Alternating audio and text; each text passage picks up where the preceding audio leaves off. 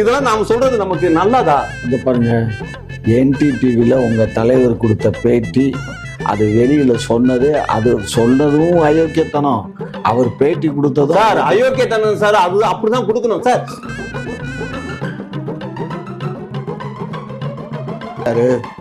பெரியார், அம்பேத்கர், அஞ்சலி அம்மாள், ஜான்சி ராணி,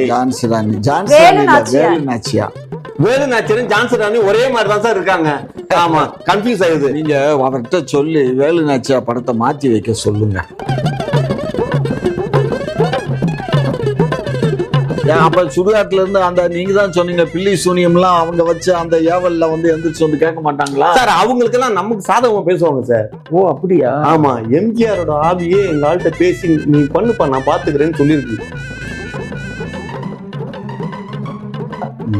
எம்ஜிஆர் சமாதியில அவர் கையில கட்டின வாட்சி இருக்கு இல்லைங்களா? ஆமா. தமிழ்நாட்டுல கடைக்கோடியில இருக்கிறவங்க கூட நேரா போய் காதை வச்சு கேட்டாங்கன்னா டிக்கு டிக்கு டிக்குன்னு ஓடிட்டு இருக்கோம். அப்படியா?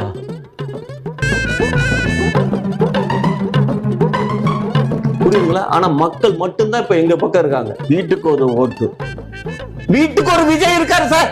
ஓ ஆமா, சொன்னார்ல, இப்ப நேற்று சொன்னார்ல, ஒவ்வொரு வீட்லயும் ஒரு விஜய் இருக்கான். அந்த விஜய் வந்தானா போதும். ஆமா, அப்படியே வேற மாதிரி ஆயிரும் சார். ஆமா,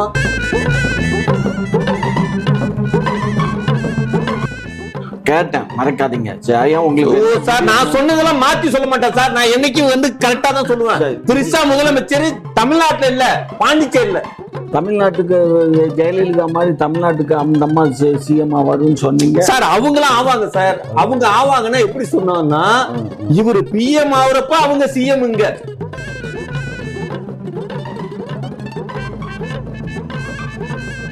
ராசி பேரை சொல்லுங்க. நல்ல ராசின்னு சார். நல்ல ராசி சார். அதான் சார் மறந்துட்டேன் சார். ஓ அது நல்ல ராசி சார். விருச்சிகம், விஜய் விருச்சிகம். அப்படியா? அப்படியா? பாத்தீங்களா சார், இந்த பொண்ணு வந்து விஜய் ரசிகரா இருக்குது. நான் இல்ல மறைக்கிறேன்.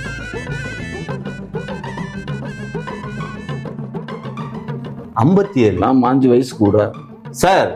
வேற லெவல் சார். நான் வந்து எங்க தலைவர் தான் திமிங்கல பால் குடிச்சாருன்னு நினைச்சேன். ஆனா எனக்கு தெரிஞ்சு நீங்களும் குடிச்சிருக்கீங்கன்னு நினைக்கிறேன். பாலா சார், திமிங்கல பால் குடிச்சா இளமையா இருக்கிறாங்கன்னு சொல்லியிருக்காங்க.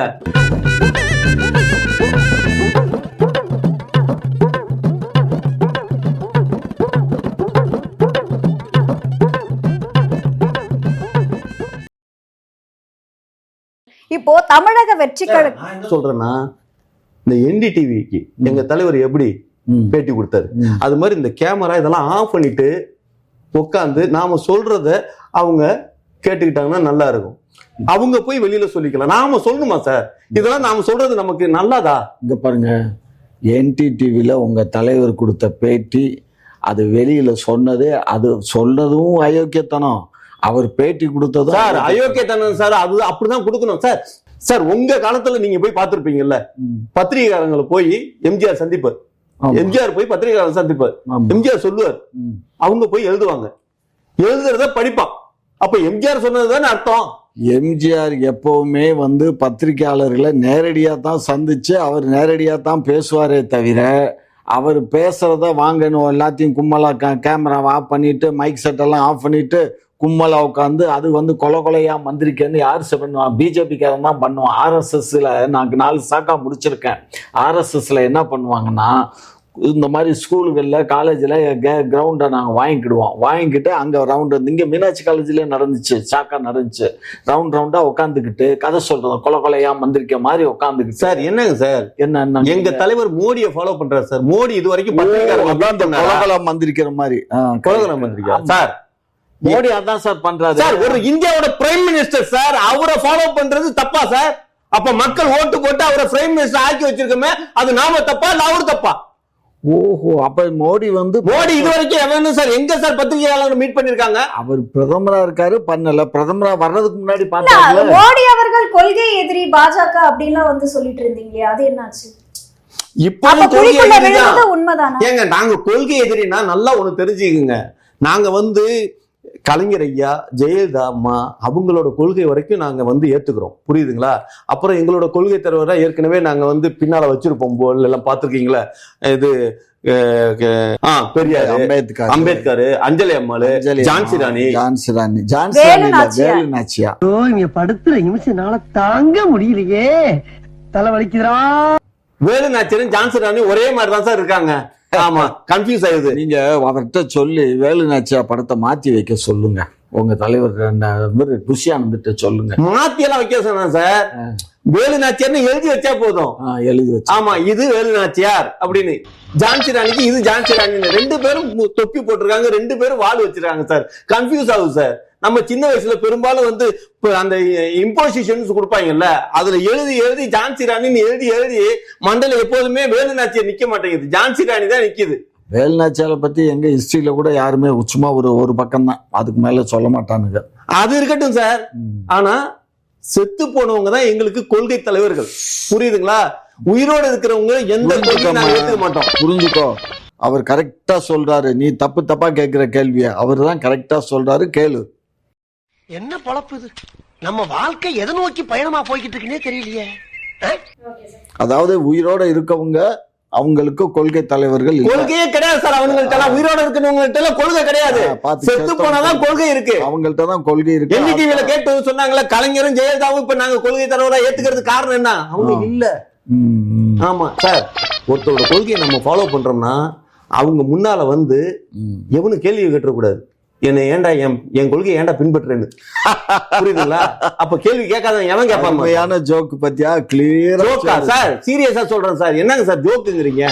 அப்ப சுடுகாட்டுல இருந்து அந்த நீங்க தான் சொன்னீங்க பில்லி சூனியம் எல்லாம் அவங்க வச்சு அந்த ஏவல்ல வந்து எந்திரிச்சு வந்து கேட்க மாட்டாங்களா சார்? அவங்களுக்கு எல்லாம் நமக்கு சாதகமா பேசுவாங்க சார். ஓ அப்படியா? ஆமா, எம்ஜிஆரோட ஆவியே எங்க ஆள்கிட்ட பேசி நீ பண்ணுப்பா நான் பாத்துக்கிறேன்னு சொல்லியிருக்கு. அப்படியா சார்? என்ன அப்படியாவா சார்? ஓபிஎஸ் கிட்ட வந்து ஜெயலலிதா அம்மா ஆவி பேசினப்ப எம்ஜிஆர் வந்து எங்க தலைவர்கிட்ட பேசிருக்க மாட்டாரா? ஓபிஎஸ் பேசுறது தெரியுமா? பீச்ல உட்காந்து கேட்டார்ல சமாதி கிட்ட. அப்படியா? என்னங்க அப்படியா கேக்குறீங்க? இப்படி என்னமோ அந்த சசிகலா இப்படி டம்முன்னு ஒரு தடவை அடிச்சிச்சு பார்த்தேன், டிவில காட்டினா. இவர் வந்து இப்படி கைய கட்டிக்கிட்டு நிஷ்டையில உட்கார்ந்த மாதிரி உட்கார்ந்து இருந்தாரு சார். இவரு வந்து அம்மாவோட ஆவிகிட்ட பேசி அதுக்கப்புறம் பத்திரிகையாளரை மீட் பண்ணாரு. ஓ, அம்மா இது மாதிரி சொன்னாங்க. சரி, இப்ப இவர் எம்ஜிஆர் சமாதியில போய் பேசினாரா இல்ல இங்க இருந்து தான் பேசினாரா? சார், எம்ஜிஆர் வந்து எங்கேயும் கூப்பிட்டு வச்சு பேச மாட்டாரு. எம்ஜிஆர் யாருகிட்டையும் போய் நேரடியா பாக்குறவர் அவரு. ஓ, புரியுதுங்களா? அவர் வந்து தலைவரை மீட் பண்ணி சொல்லிட்டாரு, ஆமா நீ கவலைப்படாதப்போ உன் பின்னால் நான் இருக்கிறேன் அப்படின்னு. ஆனா என்ன விஷயம் பண்ணிருக்காங்கன்னா, இப்ப ரீசெண்டா எம்ஜிஆர் சமாதியில அவர் கையில கட்டின வாட்ச் இருக்கு இல்லைங்களா? ஆமா, தமிழ்நாட்டுல கடைக்கோடியில இருக்கிறவங்க கூட நேரா போய் காதை வச்சு கேட்டாங்கன்னா டிக்கு டிக்கு டிக்குன்னு ஓடிட்டு இருக்கோம். அப்படியா? சத்தியமா சார்? அப்படியா? கேட்டிருக்கேங்க, டிக்கு டிக்குன்னு கேட்கும் அப்பா. ஆனா இப்ப என்னன்னா எம்ஜிஆர் சொல்லிருக்காரு தலைவர்கிட்ட, அந்த வாட்சியை எவனா திருடிட்டு போயிருக்காங்க. அஜய்யோ, அதுவும் திமுக காரர் தான் சொல்லுவீங்களா? அந்த வாட்சியை எவனா திருடிட்டு போயிருக்காங்க. ஒரு கால் பக்கத்திலேயே கருணாநிதி இருக்காரு, அவர் எடுத்துருப்பாரோ சார்?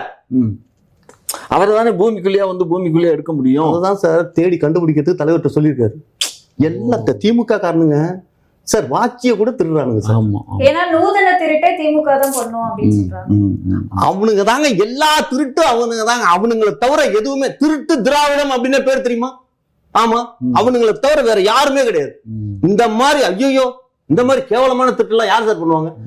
ஒரு எங்கேயோ இருக்கிற ஒரு கடைக்கோடியில இருக்கிற ஒருத்தன் வந்து அங்க காதை வச்சு கேட்கிறப்ப ஏமாந்து போயிட மாட்டான் சத்தம் இல்லைன்னு. நீங்க பெரிய ஆளுங்க, உனக்கு தெரியுது, நம்ம ஊர் ஜனங்களுக்கு தெரியலையே. அது சரி, சமாதியை தோண்டி தானே அதை போய் எடுக்க முடியும். வேற ஏதாவது காந்தத்தை வச்சு எந்த வழியில வரும் அது வெளியில வாச்சு? சார், இந்த கிரேட் எஸ்கேப் படம் பார்த்திருப்பாங்க சார். ஜெயில குழி தோண்டி போய் மண்ணுக்கு அடியில சொரங்கமா நோண்டி போய் எடுத்திருக்காங்க சார். ஆமா, இதைத்தான் தலைவர் கண்டுபிடிக்கணுங்கிறது நோட் சார். இதை கண்டுபிடிக்க வைக்கணும் சார். தயவு செஞ்சு நீங்களா உங்க கட்சியில இருந்து ஒரு அதுக்கு தான் ஆதரவு கொடுங்க சார். இல்ல டெல்லிக்கு போறாருல தலைவர் டெல்லிக்கு போறவரு, அங்க சிபிஐல தானே என்கொயரிக்கு போறாருல, சிபிஐல அவர் பெட்டிஷன் எழுதி இந்த மாதிரி சார் நம்ம பேசுறது எதையுமே கேட்க மாட்டேங்கிறாங்க. அவங்க திருப்பி அந்த 41 பேர் எப்படி செத்தான் அப்படிங்கிறதுக்கு அதுக்கே தான் ஏன் லேட்டா கிளம்புனீங்க, ஏன் லேட்டா வந்தீங்க, இப்படியே கேட்டுட்டு இருக்காங்க சார். அப்ப வந்து உங்க தலைவரை சிக்க வைக்கணுங்கிற சதி திட்டம் செயல்படுதுன்னு நினைக்கிறீங்களா? சார் அது மட்டும்தான் சார் நடக்குது. எல்லாரும் ஒண்ணா சேர்ந்துக்கிட்டாங்க சார். அப்படியா? எல்லாரும் ஒண்ணா யாரெல்லாம் சேர்ந்துக்கிட்டாங்க. சொல்றீங்க? யாரெல்லாம் ஒண்ணு சேர்ந்திருக்காங்கன்னு சொல்றீங்க? எங்க கட்சியில எவன்லாம் சேரலையோ அவன்லாம் ஒண்ணு சேர்ந்துட்டாங்க. ஆரம்பத்துல எங்க ஆளு வர வைக்க சொன்னார்ல, வாங்க நம்ம எல்லாம் ஆட்சியிலையும் அதிகாரத்திலையும் பங்கு தரோம்னு. யாராவது வந்தாங்களா? அப்போ வராம எல்லாரும் ஒண்ணு சேர்ந்துக்கிட்டு எங்களை எதுக்குறாங்க. புரியுதுங்களா? ஆனா மக்கள் மட்டும்தான் இப்ப எங்க பக்கம் இருக்காங்க. வீட்டுக்கு ஒரு ஓட்டு. வீட்டுக்கு ஒரு விஜய் இருக்காரு சார். ஓ ஆமா, சொன்னார்ல, இப்ப நேத்து சொன்னார்ல, ஒவ்வொரு வீட்லயும் ஒரு விஜய் இருக்கான். அந்த விஜய் வந்தானா போதும். ஆமா, அப்படியே வேற மாதிரி ஆயிரும் சார். ஆமா, இவங்கெல்லாம் நினைச்சிட்டு இருக்காங்க நம்மளாம் தேர்தல தோத்துருவோமா அப்படின்னு. அவர் விஜய் சரித்திரத்துல இல்லையே தோல்வி. தோல்விங்கிறது அவர் சரித்திரத்துல இல்லையே. சினிமா படமே தோக்காது. நாளைய தீர்ப்புல இருந்து இந்த ஜனநாயகன் வரைக்கும் எல்லாமே ஹிட் தானே சார்? ஹிட் தான். மொத்தம் அவர் நடிச்சது 51 படமா? எத்தனை படம் நடிச்சிருக்காரு சார்? டைரக்டர் தானே. 67 படம் சார். 67 எத்தனை ஹிட் கொடுத்தாரு? எத்தனை? எல்லாமே ஹிட் தான் சார். பாரு, இந்த பொய்யெல்லாம் பேசக்கூடாது சார். பொய் கிடையாது சார். சார் என்கிட்ட டேட்டா இருக்கு. ஐயோ, உங்க பைத்தியம் முடிச்சுக்கிட்டு ரோட்ல அலையிறாங்க, கஞ்சிக்கு செத்து போய் அவரை வச்சு படம் எடுத்தவன் பூரா. சும்மா இந்த அதான் பயோடேட்டா நான் வச்சுக்கிட்டு சொல்றேன் உங்கள்கிட்ட. எல்லா படமும் இல்ல, அவர் படம் நிறைய படம் சக்சஸ் படம் தான், அதுல ஒன்றும் மாற்று கருத்து இல்ல. நிறைய படங்கள் தோல்வி படமும் உண்டு. அதாவது கிட்டத்தட்ட 60% 70% தோல்வி, ஒரு 40% இருந்து 30% வெற்றி படங்கள், அவ்வளவுதான். புரிஞ்சுக்கோங்க. அது வந்து நீங்க விஜய் வந்து ரசிக்கல. விஜயோட ரசிகர் யார வேணுமாலும் கூப்பிட்டுக்களுங்க. சுறா சூப்பர் ஹிட்னு சொல்லுவான். சுறா சூப்பர் ஹிட். அப்புறம் இந்த புலி அதை விட சூப்பர் ஹிட். அந்த ப்ரொடியூசருக்கு எவ்வளவு லாபம் கிடைச்சு தெரியுமா சார்? புலி படம் எடுத்தவன் பிச்சை எடுத்துருக்கான் சார். என் சொந்தக்காரன் சார் அவன். ஐயோ சார், அந்த படத்துல தான் சார் ஐடி ரைடு வந்தது. ஐடி ரைடு எடுக்க அதிகமா சம்பாதிச்சாதான் சார் ஐடி ரைடு வருவாங்க. வரி கட்டலன்னு சொல்லி தான் வந்திருக்காங்க. வரி கட்டல, அந்த படத்துக்கு வாங்கின பணத்துல வரி கட்டல அப்படின்ற மாதிரி தான் வந்திருக்காங்க. அதான் உண்மை. பாத்தீங்களா சார், ஊடகங்கள் எவ்வளவுக்கு பொய்யான செய்தியை பறைக்காம. எதுக்குமா பொய்யான செய்தியை பேசுற? உண்மை எங்க தலைவர் வந்து அவரு ரோல்ஸ் ராய் கார் வாங்குறவனுக்கு வரி கட்ட தெரியாதா சார்? ஏமா 1,50,000 இது எவ்வளவு? 1,50,00,000 கோடி ரூபாய் வந்து சுப்ரீம் கோர்ட் தானே கட்ட சொல்லிச்சு. அவர் கட்டியிருப்பாரு. 2 வருஷம் கழிச்சு நீ எதுக்கு கேக்குற? முதல்லயே நீ கேட்டு இருந்தேன்னா அவர் கட்டியிருப்பாரு. 2 வருஷம் கழிச்சு கேட்ட அவர் எப்படி கட்டுவாரு? அதுக்கு தான் கோர்ட்டுக்கு போனாரு. சரிதானே நான் சொல்றது? சார் கரெக்டா சொல்றீங்க சார். அதான் சொல்றேன். அதாவது அவ்வளவு காசு வச்சிருக்க பணக்காரு ஒரு காரோட வரி கட்டுறதுக்கு தெரியாதா என்ன? 300 கோடி 400 கோடி வாங்கும் போது அவருக்கு என்ன இது என்ன? இதெல்லாம் ஒரு நியூஸ் புரியுதுங்களா? கஞ்சப்பய எங்க தலைவர் வந்து கஞ்சனா. ஐயோ, அவர்தானே. ஏமா இலங்கை போற அவர் தாமா பைனான்ஸ் பண்ணதுனாலதாமா விமானம் வாங்கினாங்க, எல்லா மெட்டீரியல் வாங்கி அவர் பணத்துல தாமா எல்லாமே. அது நேரடியா கொடுக்கல, மறைமுகமா உதவி பண்ணார். விடுதலை புலிகளுக்கு மறைமுகமா உதவி பண்ணார். ரொம்ப நன்றி சார், ரொம்ப நன்றி சார். எல்லாம் சார் தயவு செஞ்சு நல்ல தெளிவா சொல்லுங்க சார், மக்களுக்கு தெளிவா சொல்லுங்க சார். அது கருப்பா கொடுத்தீங்களா வெள்ளையா கொடுத்தீங்களா? அது வெள்ளையா எங்க கொடுக்க முடியும்? கருப்பா தானே கொடுக்க முடியும். நாட்டுல இருக்க எல்லா பணக்காரனுமே கருப்பா தானே வச்சிருக்கான். நீங்க கூட இப்ப கருப்பு கோட்டு தானே போட்டிருக்கீங்க சார். இங்க எல்லாருமே கருப்பு தான். கருப்பு தான் பார்த்து இந்த நீ கூட கருப்பு ட்ரெஸ் தானே போட்டிருக்க. அப்புறம் என்ன? ஆமாங்க சார், புரியுதுங்களா? நல்லா சார், ரொம்ப நன்றி சார். நீங்க ஒரு ஆள் தான் சார் தெளிவா புரிஞ்சு வச்சிருக்கீங்க. உண்மைதான். ஆமா, எங்க கட்சியோட தலைவரை செங்கோட்டையனை விட நீங்க தெளிவா புரிஞ்சு வச்சிருக்கீங்க. செங்கோட்டையன் வந்து அவரு செங்கோடன் ஒரு வந்துச்சு ஒரு டிவி சீரியல். நீங்க அந்த படத்து சீரியல்ல நீங்க எதுவும் கதை வசனம் எழுதி கொடுத்தீங்களா? செங்கோடன் ஒரு சார், நான் டிவி சீரியல் சொல்ல, சினிமா தானா சார்? நான் செங்கோட்டையன் அப்படின்னு ஒரு ஏடிஎம்கே முன்னாள் அமைச்சர், அவரை சொல்றீங்க? அவரு இப்ப எங்க கட்சியில வந்து ஜாயின் பண்ணிருக்காருல. ஓஹோ, அவர் இப்ப துணை பொதுச் செயலாளர்ல சார். அவர் தான் சார் முதலமைச்சரே, அவர் தான் சார். ஏங்க இந்த சிபிஐ வழக்கெல்லாம் இருக்குல்ல, இதுல வந்து சப்போஸ் ஜெயிலுக்கு போலாங்கிறப்ப அவர் தான் முதலமைச்சரா இருப்பார். இல்ல, நான் ஏற்கனவே நீங்க ஒண்ணு சொன்னீங்க, முதலமைச்சரா வந்து இவரு அப்படி ஏதாவது ஜெயிலுக்கு போயிட்டாலோ அல்ல வேற ஏதாவது பிரதமர் ஆயிட்டாவோ திரிசா தான் வருவாங்கன்னு சொன்னீங்க ஒரு சேனல்ல. நான் கேட்டேன், மறக்காதீங்க. உங்களுக்கு சார் நான் சொன்னதெல்லாம் மாத்தி சொல்ல மாட்டேன் சார். நான் என்னைக்கு வந்து கரெக்டா தான் சொல்லுவேன். திரிசா முதலமைச்சர் தமிழ்நாட்டுல இல்ல, பாண்டிச்சேரியில.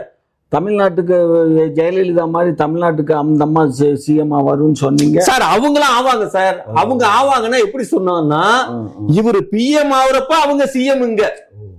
இப்ப இங்கேயும் சிஎம், இங்க விஜய் சிஎம்னா பாண்டிச்சேரியில அவங்க சிஎம். சரி, அப்போ ஜனாதிபதியா போறப்ப இந்த அம்மா என்ன ஆகும், பிரதமர் ஆயிடுவாங்களா? நீங்க சொன்னீங்கல்ல அமெரிக்காவுக்கு வந்து ஜனாதிபதியா போயிடுவாரு. அப்புறம் அதானே சார் ரூலு. இங்க இருந்து அடுத்தது அப்பதானே சார் போகணும். ஆமா, அவர் ஜனாதிபதியா போயிடுறாரு. அப்ப இந்தியாவினுடைய பிரதமர் வந்து திரிசா அம்மாவா? ஆமாங்க சார். திரிசாவோட அம்மா இல்ல சார், திரிஷா.